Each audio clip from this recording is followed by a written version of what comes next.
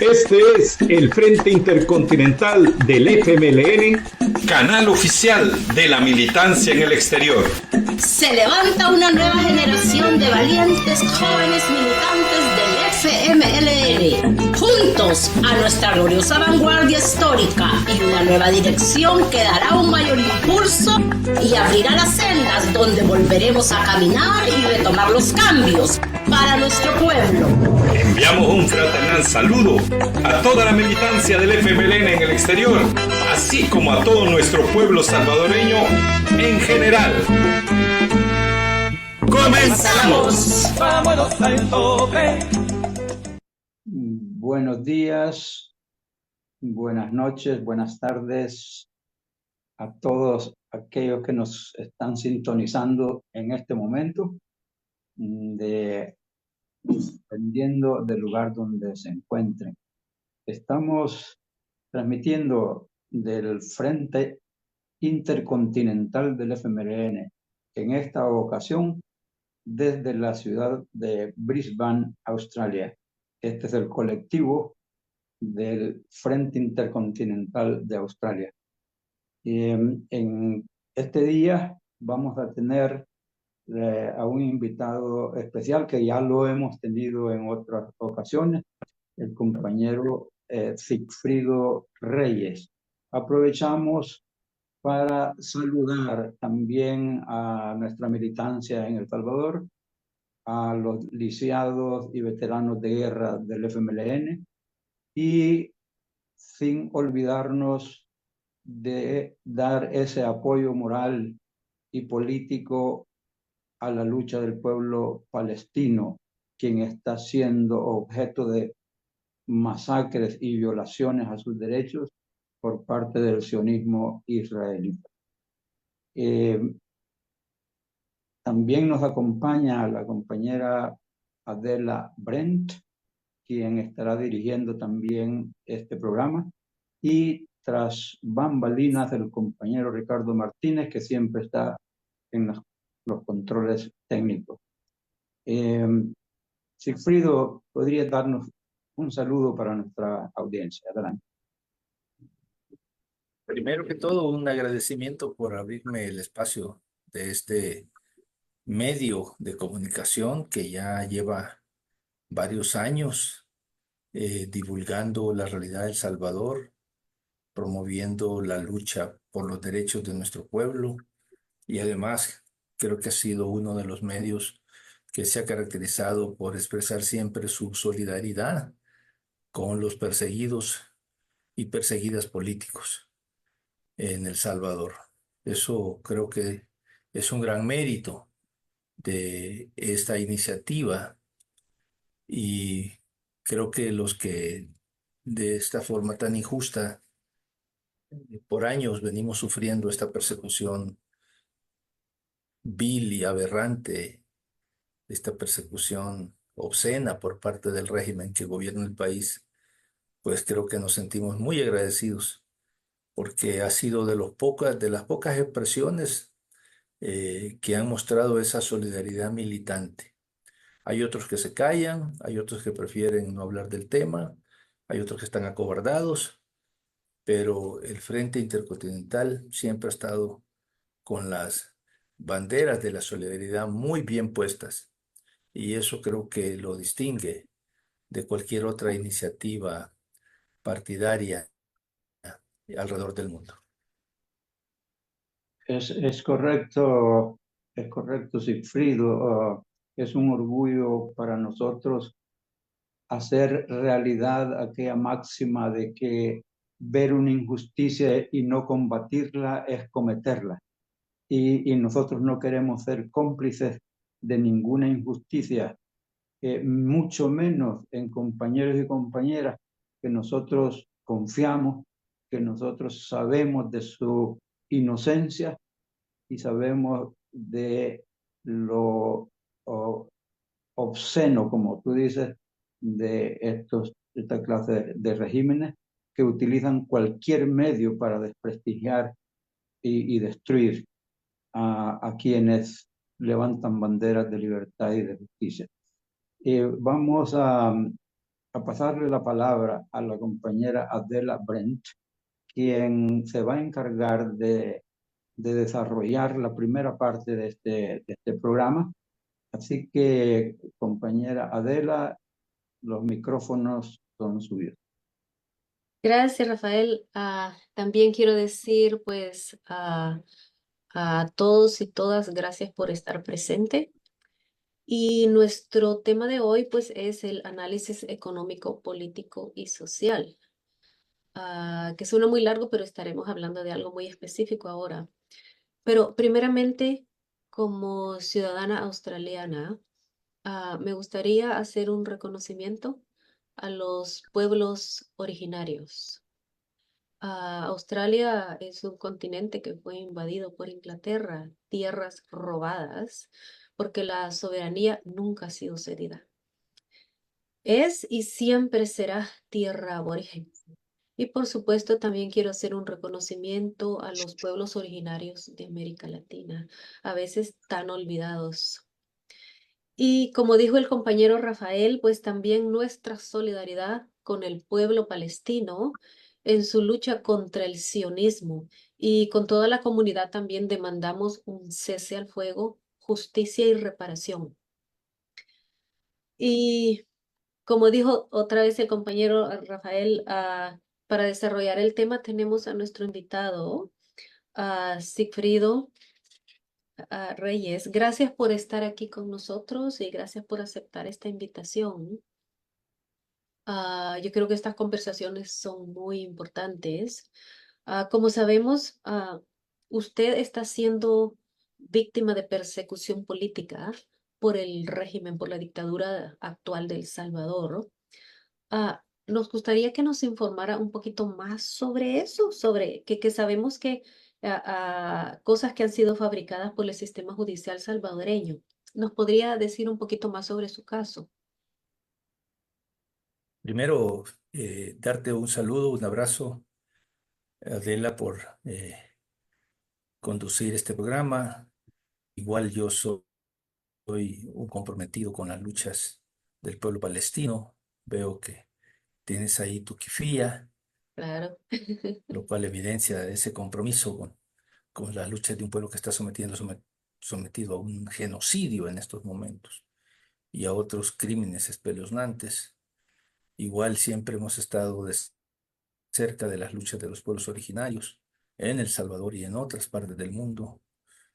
Como estoy aquí en México, puedo también dar testimonio que en estos momentos ha comenzado a discutirse una reforma constitucional para fortalecer ese reconocimiento a los derechos de los pueblos originarios, no solamente en el uso de su lengua, en la preservación de su cultura, sino también en darles más herramientas para su desarrollo humano y económico.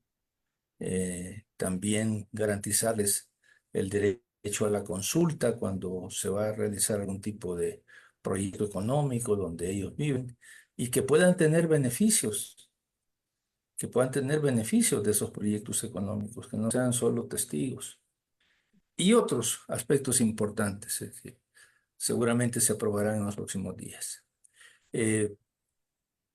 Yo estoy acá en México, mi condición acá es de asilado político. Llegué en circunstancias en que se había desatado una persecución muy violenta contra mi persona y contra mi familia. El gobierno del presidente López Obrador rápidamente acogió mi solicitud de asilo político. Y en El Salvador, hasta la fecha, continúan una serie de procesos judiciales totalmente sin base, sin ningún fundamento, ni en la ley, ni en la realidad, ni en los hechos. Procesos absolutamente arbitrarios, promovidos por algunos magistrados corruptos y algunos otros fiscales igualmente corruptos. Y todo, claro, con la presión del régimen desde Casa Presidencial. Así se inició la persecución en el año 2019, una persecución abierta, donde incluso el presidente de la República, recién llegado, le exigió públicamente a la Corte Suprema de Justicia que me mandara a juicio en algo que cualquiera que entiende de lo que significa la independencia de los poderes públicos, la independencia judicial, pues claramente calificaría como una intromisión en los asuntos del Poder Judicial. Que un presidente le exija públicamente a un tribunal o juez que envíe a juicio a X o Y persona es algo totalmente aberrante. Luego las cosas escalaron, ya no fue solamente esa corte corrupta, sino también otro funcionario como era el fiscal general de la República, en aquel entonces un tipo de nombre eh, Melara, Raúl Melara, un activista del Partido Arena, que había llegado a ser fiscal de la República, y este tipo, como enorme saña, eh, pues prosiguió esa persecución, inventándose delitos totalmente absurdos sobre mi persona y sobre mis familiares y sobre otras personas que en algún momento habían trabajado conmigo cuando yo fui presidente de la Asamblea Legislativa.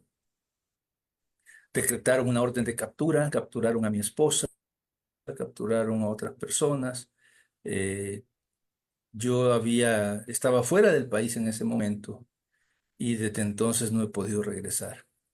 Pero los procesos han seguido y cada vez tenemos más evidencias de toda la suciedad, de toda la podredumbre que hay detrás de esta conspiración política y judicial.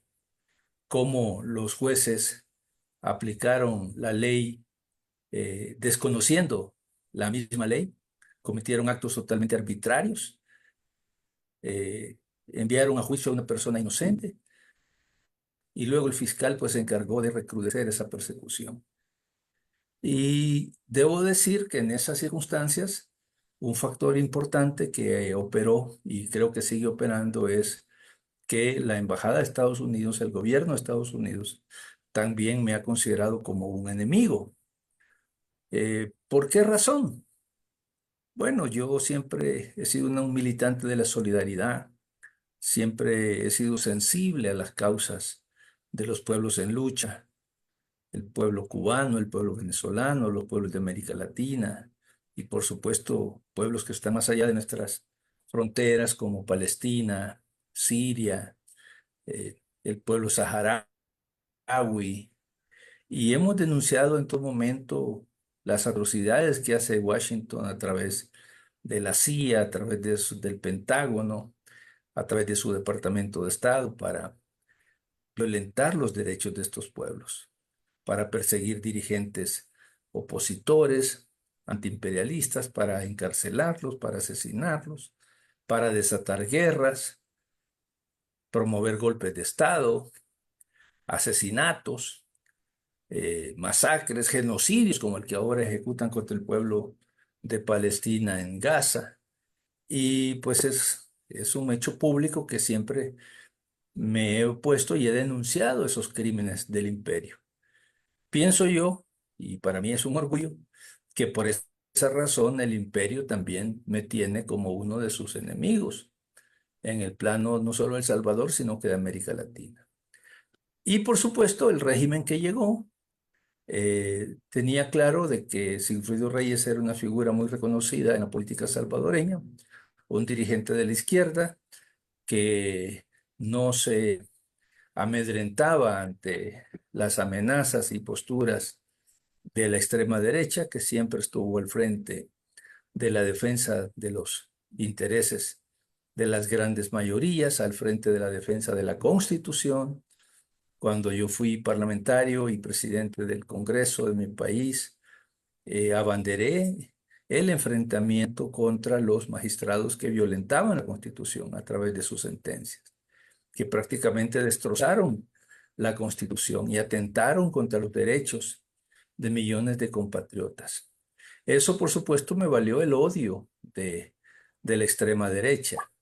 Y por esa razón ahí se conjugan varios elementos como para decidir que a Sigfrido Reyes hay que encarcelarlo, hay que silenciarlo. Ujú. Si lo pueden matar, pues mátenlo. Si no lo pueden matar, encarcélenlo. Y si no lo pueden encarcelar, pues exílienlo. Al final esa es la variante que resultó. No obstante, los procesos han seguido en mi país y estamos a las puertas de que se realicen algunas audiencias judiciales que van precisamente en la línea de consumar las canalladas que iniciaron hace 5 años. Todos sabemos que en El Salvador no hay una justicia independiente, todos sabemos que no hay una Corte Suprema que defienda el derecho, las leyes, no hay garantías individuales, los derechos humanos son pisoteados cada día, los jueces obedecen a consignas políticas, el fiscal obedece a consignas políticas, y en tales circunstancias no estamos ante procesos donde vaya a prevalecer la ley, sino al contrario, que se están orientando a que prevalezca la injusticia, Sí.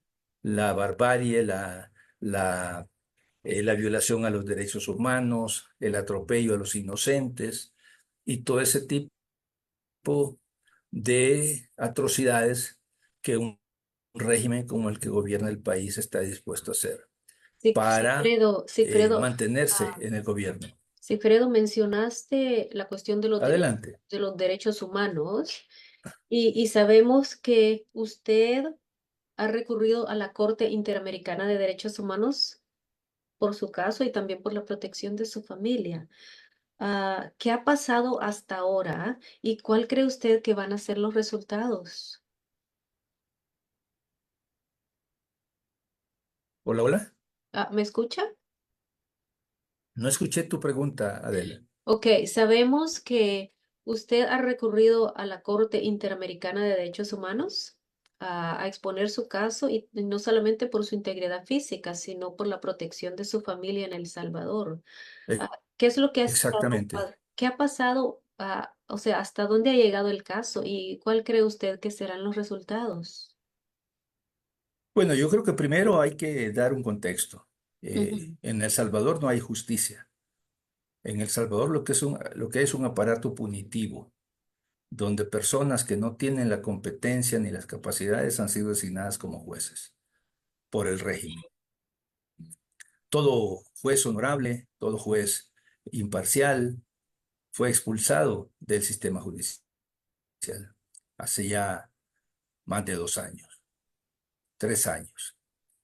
No hay una Corte Suprema integrada de manera constitucional, lo que hay es son impostores, son personas que de manera ilegítima o usurpan el cargo de magistrado de la Corte Suprema de Justicia, particularmente de la Sala Constitucional. Entonces, en El Salvador no hay forma de que un inocente pueda defenderse y donde prevalezca la verdad y la justicia, porque todas las reglas del juego están definidas para condenar a los inocentes. Sí. Eh, por eso hemos tenido que movernos al terreno de la justicia internacional. El Salvador, como la mayor parte de países de nuestro hemisferio, diría más bien América Latina, porque Estados Unidos nunca quiso someterse a la Corte Interamericana. Somos parte de ese sistema interamericano de derecho y de derechos humanos. En los años 60 se firmó y se ratificó una Convención Americana de Derechos Humanos. Y eso establece a la vez una Corte Interamericana de Derechos Humanos. Esa corte tiene el mandato de hacer que se respeten derechos civiles, derechos políticos y derechos humanos en general. Por ejemplo, el derecho a la vida. No puede un Estado privar de la vida a cualquier persona de forma arbitraria. Eh, el derecho a la integridad personal, a la integridad física, psíquica, moral. No puede ser sometida una persona a torturas, ni a penas o tratos crueles, inhumanos o degradantes. Toda persona privada de libertad debe ser tratada con el debido respeto a su dignidad.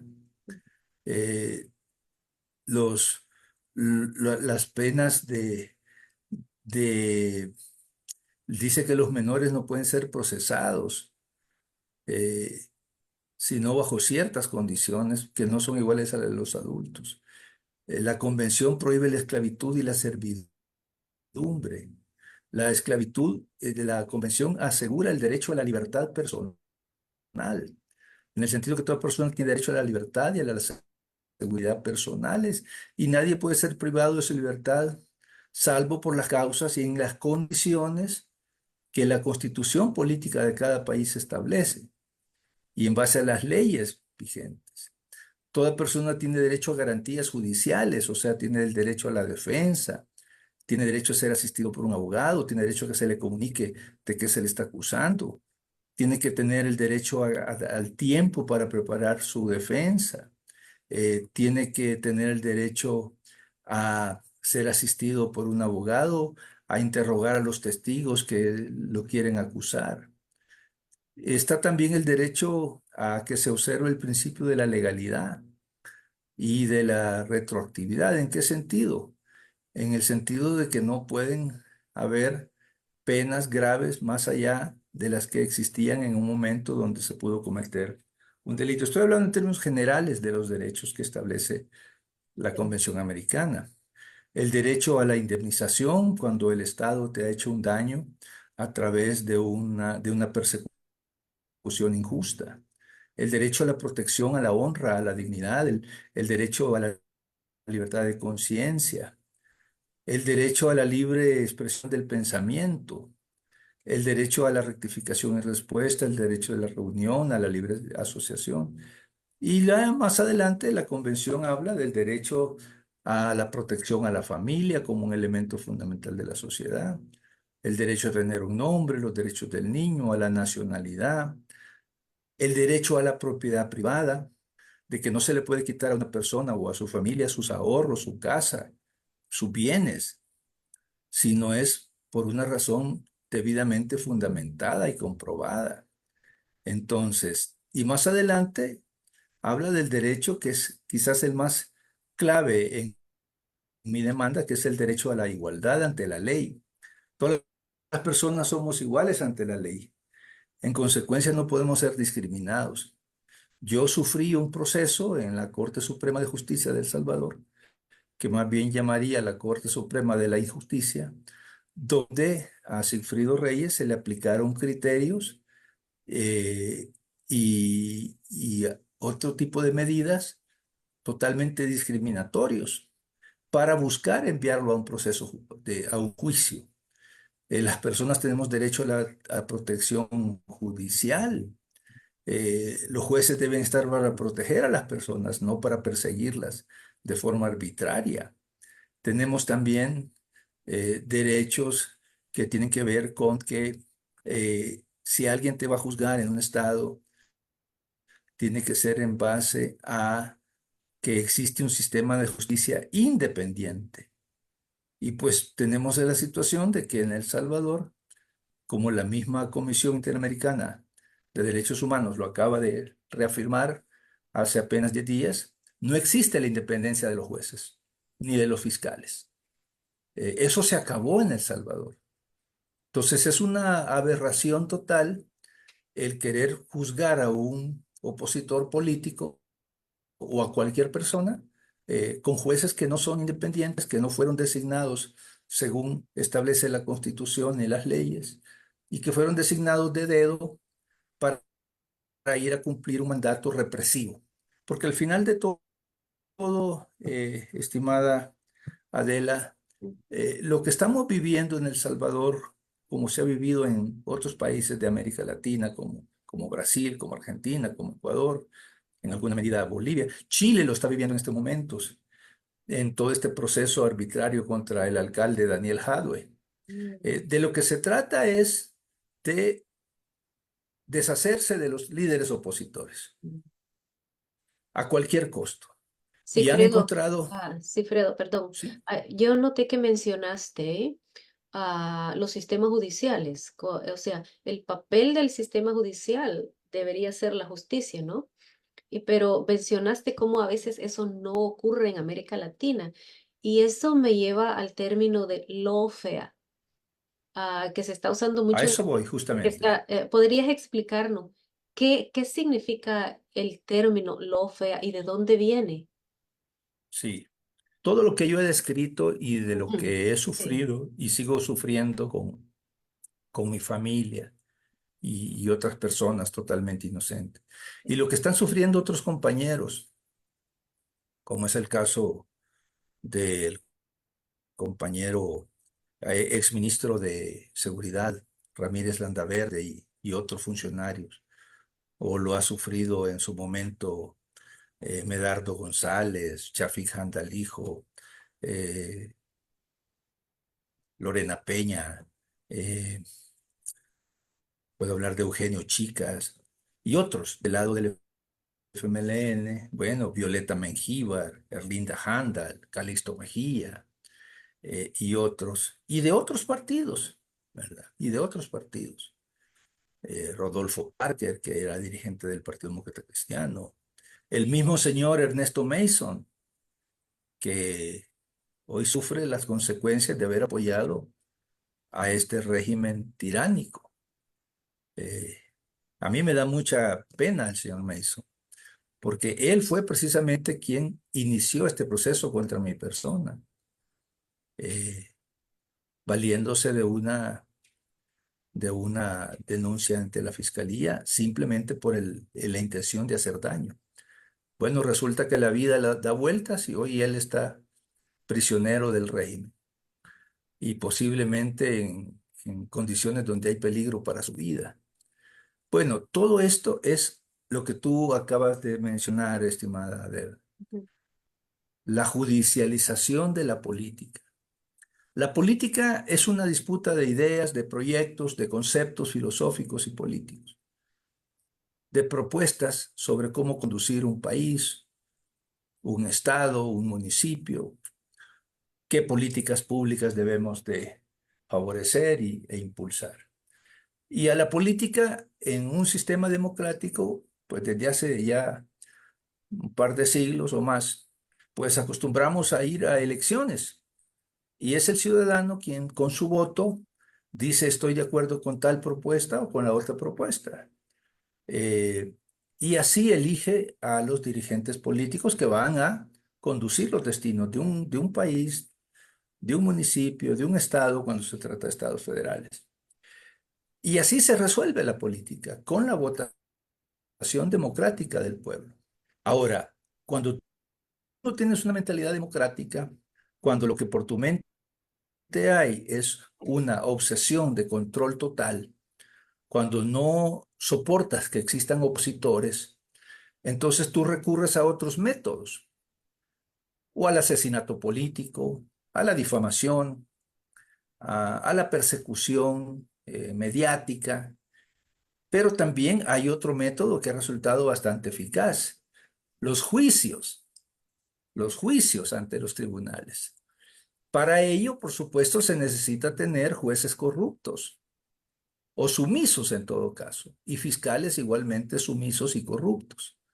Se necesita obviamente tener una prensa vendida para que haga todo, él construya toda la narrativa contra un dirigente político para acusarlo de corrupción o para acusarlo de algún otro delito. Esa prensa vendida que obedece a sus intereses genera el ambiente para que luego venga un fiscal o venga un juez y diga vamos a procesar a X o Y dirigente político, sobre todo si es de izquierda. ¿Qué es lo que hemos visto en Brasil? Toda una campaña contra Lula en torno a un apartamento que tenía en la playa y que ese departamento se lo habían regalado como un soborno. Bueno, resultó que el tal departamento, Lula nunca visitó ese departamento, nunca estuvo allí, nunca disfrutó de ese tal departamento, nunca se demostró que fuera de él. Pero mientras tanto lo sacaron de la escena política. Y en ese ínterin llegó un tal Jair Bolsonaro, un fascista. Lula lo tenían preso. O sea, lograron conseguir ese objetivo en ese momento, anular a Lula y que mucha gente odiara a Lula. Incluso gente que lo había apoyado y que Lula había hecho mucho por esas personas, porque Lula en sus gobiernos sacó al menos a 35 millones de brasileños de la pobreza. Vámonos a la Argentina. Están todavía en marcha procesos contra la expresidenta Cristina Fernández de Kirchner y le acusan de cualquier cantidad de delitos ficticios, sin pruebas, con montajes de diverso tipo. Ya han llegado a condenarla a 5 años y medio de prisión. Ella ahora está, digamos, pues reclamando que se anule esa sentencia. Está libre, afortunadamente. Pero bueno, el hecho es que al no tener el campo popular figuras como Cristina que pudieran competir, pues ahí está el resultado. Llegó Milei. Llegó Milei.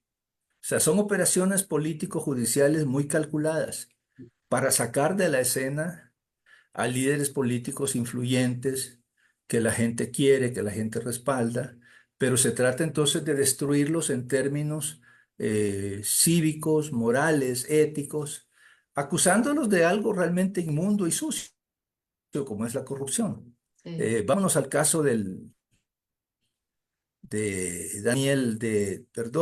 Rafael Correa, en Ecuador. un presidente del Ecuador muy destacado que realmente hizo inmensas obras para transformar a su país en términos no solo sociales, sino de darle al Ecuador un salto económico impresionante, seguridad, educación, salud, infraestructura y sobre todo mucha dignidad frente al mundo. Bueno, pues dicen, hay que sacar a Rafael Correa del juego político. Si no lo podemos asesinar, pues por lo menos encarcelémoslo. Y si no lo podemos encarcelar, pues hay que impedirle que regrese al Ecuador. Lo han condenado a 8 años de prisión. Le han impuesto además una pena que prohíbe que Rafael pueda ser candidato a algún puesto de elección por 25 años. Ahí es donde esta gente asoma el cobre, como se dice, las verdaderas intenciones. No es la justicia, mucho menos la lucha contra una inexistente corrupción. Daniel Jadue, caso que yo comentaba, un exitoso alcalde de uno de los distritos de Santiago de Chile, comunista, un líder popular, creo yo hoy en día el líder de izquierda más querido y más popular en Chile. Uno de sus programas como alcalde de La Recoleta, ese distrito que él dirige en Santiago, fue el de abaratar las medicinas, tener despensas de productos farmacéuticos, de medicinas, que fuesen accesibles al chileno y a la chilena de la calle, precios accesibles. Recordemos que Chile tiene los sistemas de salud más caros del mundo porque Pinochet lo privatizó. Y la medicina es carísima. Entonces Daniel se inventa un proyecto dentro de la municipalidad para abaratar los medicamentos. Bueno, por ese delito, entre comillas, las transnacionales farmacéuticas, más otros elementos que están en el aparato judicial de Chile, no sé si en el aparato de gobierno, no me atrevería a afirmarlo, le montan un caso y dicen que es corrupción el manejo de las despensas o farmacias populares. Y ha estado Daniel Jadue prácticamente 3 meses preso. Logramos hace algunos días que saliera de la cárcel, hace una semana. Tiene la casa por cárcel. ¿Qué es lo que buscan? Impedir que Daniel Jadue sea candidato presidencial. Él compitió contra el señor Boric en una primaria y bueno, por causas que no vienen al caso en este momento, pues ganó Boric. Pero Jadwe es una figura extremadamente prestigiosa en Chile. Sí, muy popular.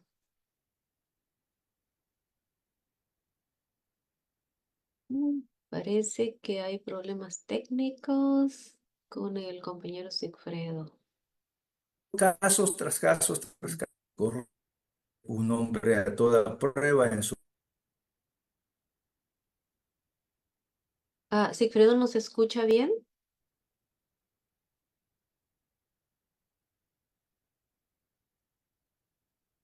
Parece que hay un problema técnico.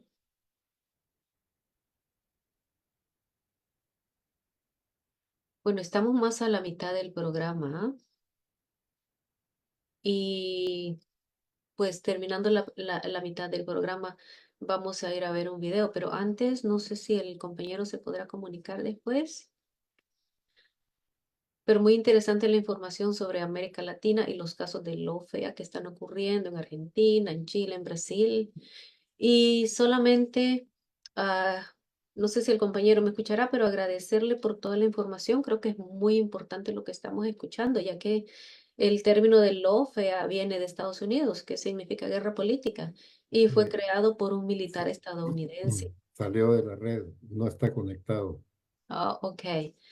Bueno, solo quería decir eso, instar a todos a leer un poquito, incluso a mí, a leer un poquito más sobre lo que es lawfare, que algunos sociólogos llaman golpes blandos, y que es algo que está ocurriendo en América Latina y que probablemente va a seguir ocurriendo por parte del imperialismo norteamericano para desestabilizar, desacreditar e inmovilizar a líderes políticos, sobre todo de izquierda.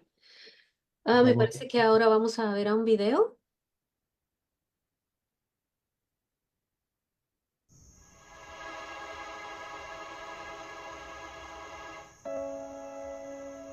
Yo le digo, mi amor, pero usted tiene que quererme a mí, porque yo soy su mamá, yo no le voy a mentir nunca. Sabiendo yo que sí le estaba mintiendo, porque, o sea, lo que le habían dicho sí era la verdad, o sea, yo le estaba ocultando lo que pasaba. Pero una niña de 6 años, ¿y yo cómo le explico? ¿Cómo le digo que sus héroes o lo que ella ve que es bueno, ahora son los culpables de que nosotros estemos sin él?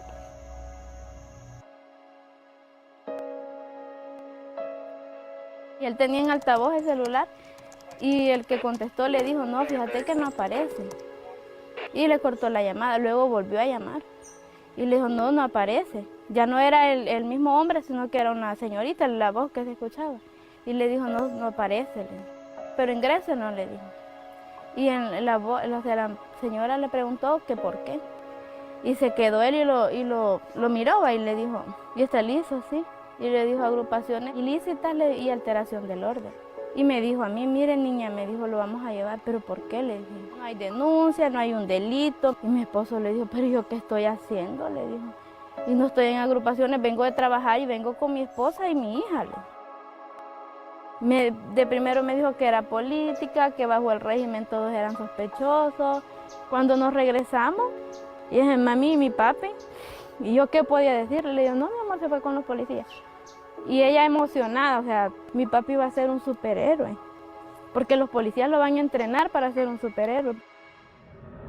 Porque nosotros, o sea, le hicimos ver a ella eso, que la Fuerza Armada, la policía, o sea, eran nuestros héroes, pues, que están para ayudarnos a nosotros. Y yo como le digo que, o sea, que sus héroes, lo que ella ve como algo bueno, son los causantes de que ahora él no esté con ella. No puedo quitarle eso. No es fácil en realidad. Y yo como le explico eso a ella, no, o sea, no encuentro la manera para poder hablar con ella y decirle que, o sea, en realidad lo que pasa. Entonces yo me aferré a eso, ella está aferrada en eso. Pero preferí eso, o sea, a que ella vaya a crearse también una expectativa mala del papá, porque tampoco es así.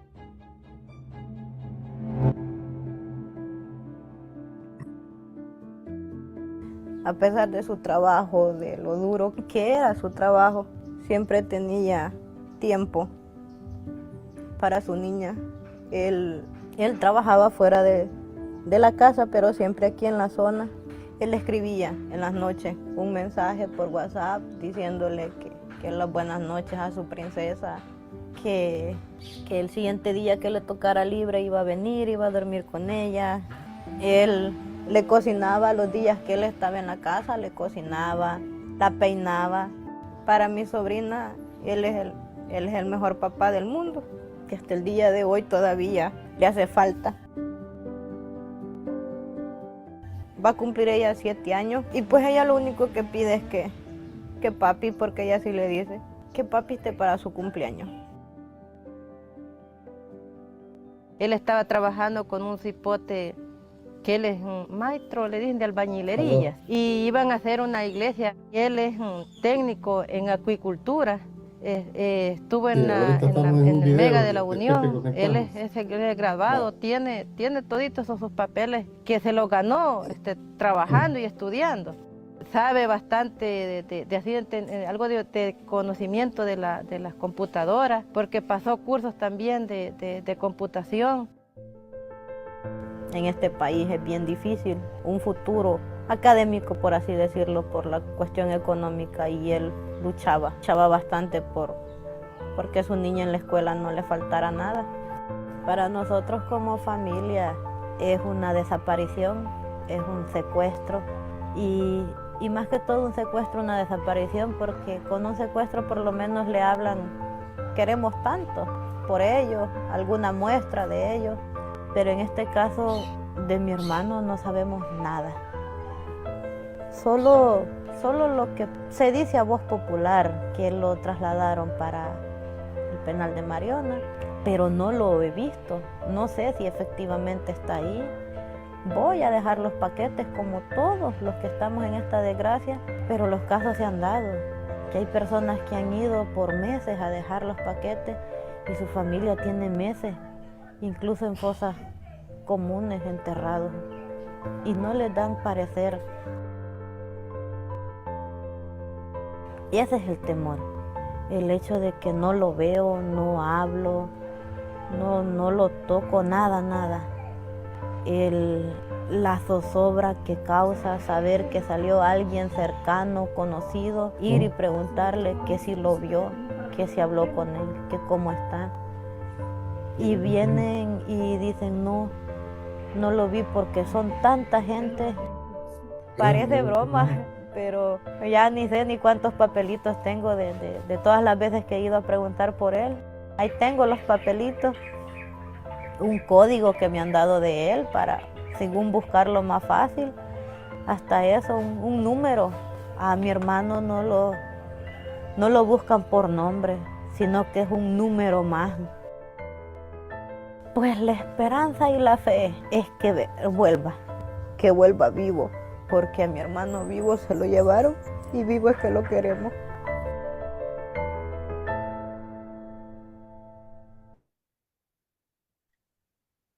La lucha por la justicia en El Salvador continúa y debe continuar. Antes de pasar a la segunda parte del programa, me gustaría leer mensajes que son muy importantes. Tenemos un mensaje de Mari Carmen Guevara. Saludos compañeros, mañana 15 de septiembre marchamos. Como siempre, nuestro partido FMLN, siempre acompañando las luchas de nuestro pueblo. Cheno Cruz, saludos camaradas desde Los Ángeles, California. Marta García Alvarado, saludos fraternos desde Caracas, la República Bolivariana. Freddy Flores, excelente invitado, sintonizamos en Cuscatlán. Y el último mensaje que tenemos, Méndez, en sintonía desde Canadá. Gracias compañeros y compañeras por sus mensajes, son importantes. Y ahora quiero dejarlos y dejarlas, lenguaje inclusivo, con el compañero Rafael Pacheco, que conducirá la segunda parte de este programa. Compañero Rafael, ¿tiene el micrófono? Sí, estamos listos. Hace falta el video. Aquí estamos. Parece que logró restablecer la comunicación Sigfrido. ¿Es correcto, Sigfrido? Te escucho fuerte y claro, Rafael. Ok. Gracias. Sí, vamos a desarrollar la segunda parte de este programa. Generalmente es de 1 hora. Vamos creo yo, a pasarnos un poquito de las 10 de la mañana aquí en Brisbane. Y esta vez queremos hablar un poquito sobre nuestro país, Wilfredo, un poco sobre El Salvador. y la primera inquietud estaría enfocada en escuchar tu opinión acerca del régimen dictatorial de El Salvador, en el sentido de que hay eh, tantas cuestiones que afectan a nuestro pueblo en todos los aspectos económicos, derechos humanos, represión, desempleo, etcétera, etcétera, y que eso está cobrando un precio político a este régimen dictatorial. ¿Cuál es tu visión, Sigfrido? ¿Está perdiendo el régimen ese apoyo del cual ellos se han ufanado tanto durante estos años? Mira, primero creo que hay que decir que El Salvador volvió en términos históricos a la década de los 30. Hemos retrocedido 90 años, así de dramático, 90 años, a los tiempos de aquel dictador general Maximiliano Hernández Martínez, que mandó a que sus eh, borregos en la asamblea reformaran la constitución y establecieran que se reformaba por una sola vez para que él pudiera reelegirse. El Salvador ha perdido prácticamente eh, la vigencia de su constitución. No hay derechos humanos que se respeten, no hay independencia de los poderes públicos, lo cual nos lleva a la triste realidad de que no hay justicia, porque para que haya justicia los jueces tienen que tener independencia de criterios, no pueden estar sometidos al poder político. El Salvador volvió a los tiempos donde en una asamblea legislativa no se debate, sino que simplemente se ejecutan órdenes y se aprueba cualquier cosa que le llegue, y en minutos, como una auténtica eh, compañía de asalariados obedientes. Dicho sea de paso, una asamblea legislativa cada vez más hundida en la corrupción, escandalosa, como nunca se había visto quizás en toda la historia republicana. Eh, una fuerza armada a la cual hoy la gente le tiene miedo. Volvimos a los tiempos de la guerra y de la preguerra. Desapareció aquella fuerza armada que a partir del año 92 y en los años subsecuentes, poco a poco se fue ganando el respeto, el prestigio, se fue separando de los métodos que la habían convertido en una fuerza armada sangrienta, represiva y tenebrosa. Ya eso es del pasado. Hoy tenemos una fuerza armada totalmente deshumanizada, una herramienta al servicio del régimen, con una cúpula militar obediente, una cúpula militar que seguramente está disfrutando de las mieles de, del poder, y que con dinero y con prebendas pues prácticamente entregaron de nuevo el honor de la Fuerza Armada. Una Policía Nacional Civil que es muy distinta a la policía que se concibió en los acuerdos de paz.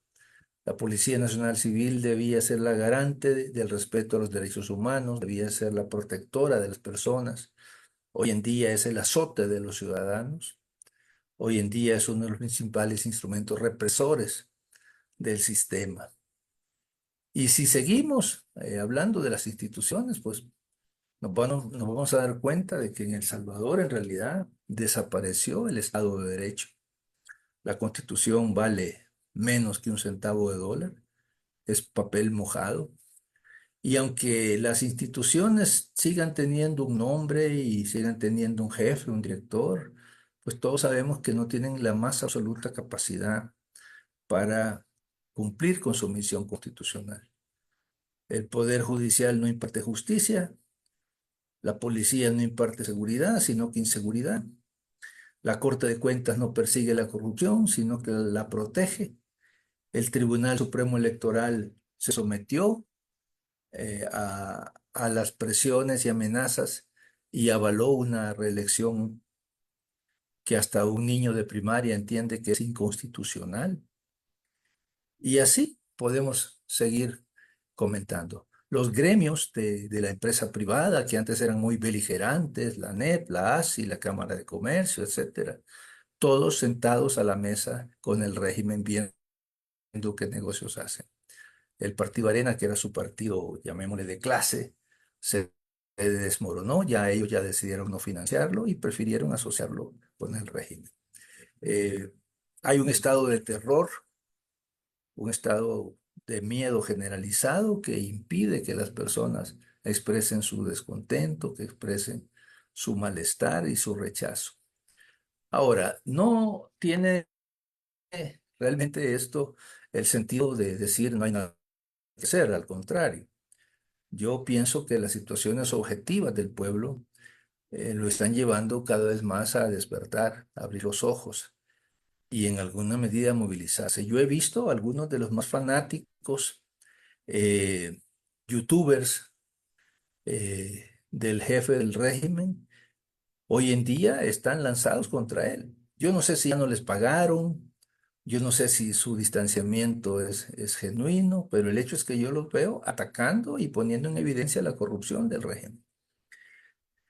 Algo que me parece que es una señal que se debe de atender. Hay divisiones entre los mismos círculos que han usufructado el poder. Está claro que hay divisiones. Luego, pues veo que hay una situación económica verdaderamente asfixiante para la gran mayoría del pueblo. No los que ganan 5,000, 8,000, 20,000, 40,000 dólares. Esos están en otro mundo. No de aquellos que ni siquiera anuncian lo que ganan porque simplemente meten su mano a una bolsa llena de dólares y sacan lo que quieren. No estoy hablando de eso, estoy hablando de la familia que tiene que hacer los máximos esfuerzos cada día para que haya alguna tortilla en la mesa, algún pan en la mesa, algunos huevitos en la mesa, algún par de, de chorizos o de carne en la mesa, una sopa, o sea, pagar, alcanzar a pagar los servicios de agua, de luz.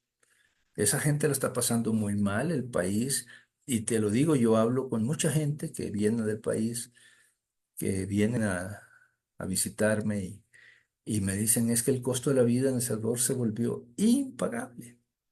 Y los extranjeros que llegan al país vienen con la misma opinión.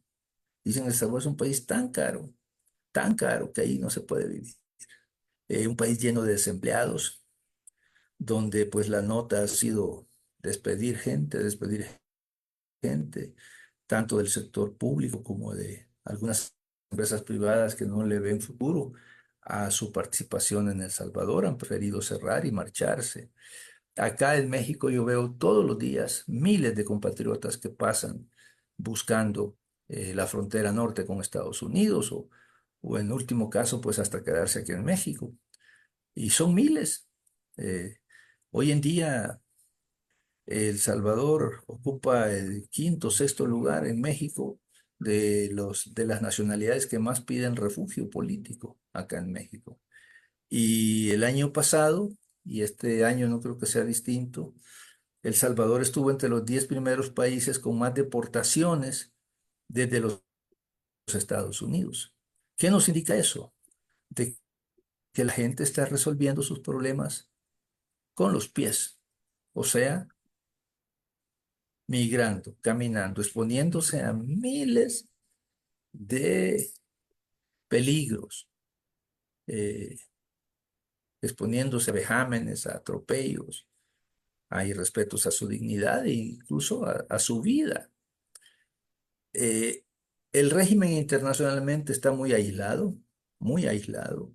Nadie lo aplaude, nadie lo celebra, excepto el embajador de Estados Unidos. Hay que reconocer que la administración Biden le está haciendo el juego al régimen, la avala, eh, lo, lo alienta, lo apapacha, como dicen aquí en México, lo cual es un cambio significativo respecto a cómo inició la administración Biden. criticando duramente la destitución de los magistrados de la Corte Suprema, condenando las violaciones a los derechos humanos. Hoy la administración de Biden se ha convertido en una comparsa del régimen. Así claramente, y hay que decirlo. Lamentablemente el tiempo nos está comiendo. Tal vez una última reflexión sobre algo que tú personalmente quieras abordar, ya que en El Salvador la situación es tan alarmante que hay tantos temas que para poder referirnos a ellos necesitaríamos horas y horas, pero quisiera preguntarte si hay algún aspecto ya para ir terminando el programa, porque ya nos pasamos. ¿Hay algo especial que tú quieras Bueno, comentarnos y yo, compartir con nosotros? para cerrar, quizás reiterar el aspecto con el que comenzamos y por el cual agradezco a, a esta iniciativa de comunicación política, como es el Frente Intercontinental.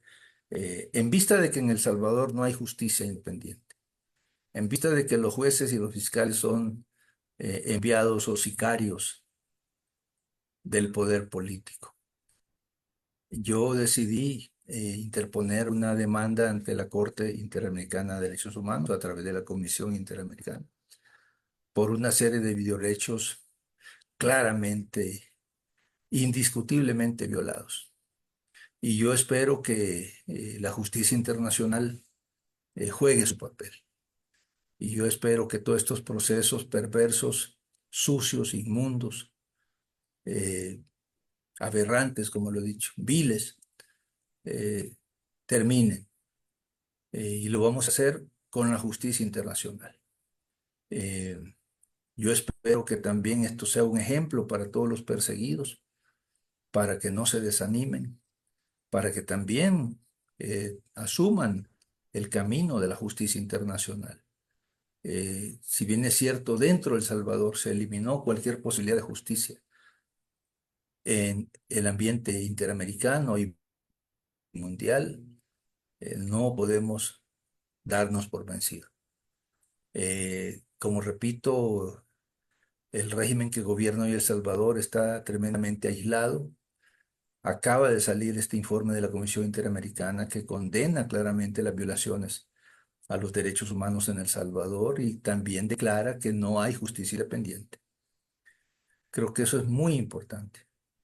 Y pues esperaría que, ya que el FMLN recién ha renovado sus cuadros dirigenciales, que esta nueva conducción política, a muchos de los cuales conozco, pues asuma una posición coherente y consistente.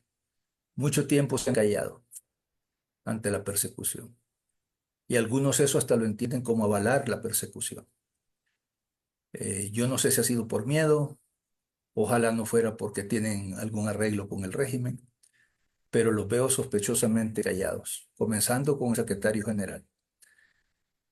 Y entonces, eso el pueblo lo ve, eso el pueblo lo observa. El pueblo no es tonto, el pueblo está pendiente. Y yo esperaría que una nueva conducción política tenga las agallas de denunciar la persecución de sus compañeros, que tenga el valor, el arrojo de señalar que en El Salvador no existe justicia y que en El Salvador tendremos que luchar mucho para restablecer el Estado de Derecho, las leyes, la Constitución, la justicia y la democracia. Ese sería mi mensaje. Gracias, Sigfrido. Amigos y amigas, hemos escuchado y hemos conversado con el compañero Sigfrido Reyes, quien es ex presidente de la Asamblea Legislativa de El Salvador, es militante del FMLN, ex diputado y una figura política reconocida y respetado dentro de las gentes de buena fe de nuestro país. Nosotros en el Frente Intercontinental continuamos dándole nuestro apoyo moral a Sigfrido y a todos los compañeros y compañeras que han tenido que salir de nuestro país o que son perseguidos dentro de nuestro país, y lo seguiremos haciendo porque consideramos que es una obligación política y moral de parte nuestra. Unas últimas palabras, Sigfrido. Pues agradezco. Yo sé que el colectivo del FMLN de Australia, desde el primer momento en que se desató esta violenta y atroz persecución, siempre estuvieron a nuestro lado, de una manera muy firme y muy coherente, mientras otros callaban. Y a través de esta iniciativa del Frente Intercontinental, pues siempre nos han dado la posibilidad de informar, de hacer nuestros planteamientos, y siempre han manifestado su solidaridad, y eso es algo que se lleva muy, muy presente en el alma. Y cuando todo esto se aclare, cuando la justicia por fin prevalezca, entonces nos vamos a preguntar quiénes se quedaron callados y quiénes expresaron su solidaridad militante, que al final es un deber y una obligación de cada miembro del FMLN. Así es, Sigfrido, y recuerda la máxima de nuestro pueblo, sobre todo nuestro pueblo religioso, que dice: Dios tarda pero no olvida. Y así es. La justicia tarda pero no olvida. Y un día, oí a qué horas te lo estoy diciendo, hasta nos podemos dar un abrazo en libertad. Así que así será, Rafael, así será. Gracias, Sigfrido, y damos por terminado nuestro programa, y también deseándote lo mejor en estas situaciones tan difíciles, y también augurando que no sea esta la última vez, sino que en posteriores oportunidades vamos a tener la ocasión de ir actualizando estas situaciones de injusticia, y a la par de la injusticia, la lucha de nuestros pueblos, que tienen toda la razón de luchar. Así que muchas gracias y hasta la vista. Un abrazo para ti, Rafael, para Adela, para Ricardo. Gracias. Y para todos los que estuvieron o estarán viendo esta entrevista. Okay. Revolución o muerte venceremos, el FMLN, vanguardia de un pueblo que lucha, será el que nos guiará a la victoria final, hermanos unidos para combatir, avancemos a la revolución. Construyamos un futuro de progreso y dignidad, revolución o muerte venceremos. Para mundo Martí nos inspiró y hoy resurge victorioso en nuestro frente. La bandera roja y blanca nos protegerá y una estrella el sendero nos señalará. Paramundo Martí viene rompiendo caminos libertarios por donde transitará la paz y la justicia de nuestro pueblo. Hermanos unidos para combatir, avancemos a la revolución, construyamos un futuro de progreso y dignidad, revolución o muerte venceremos, revolución o muerte venceremos.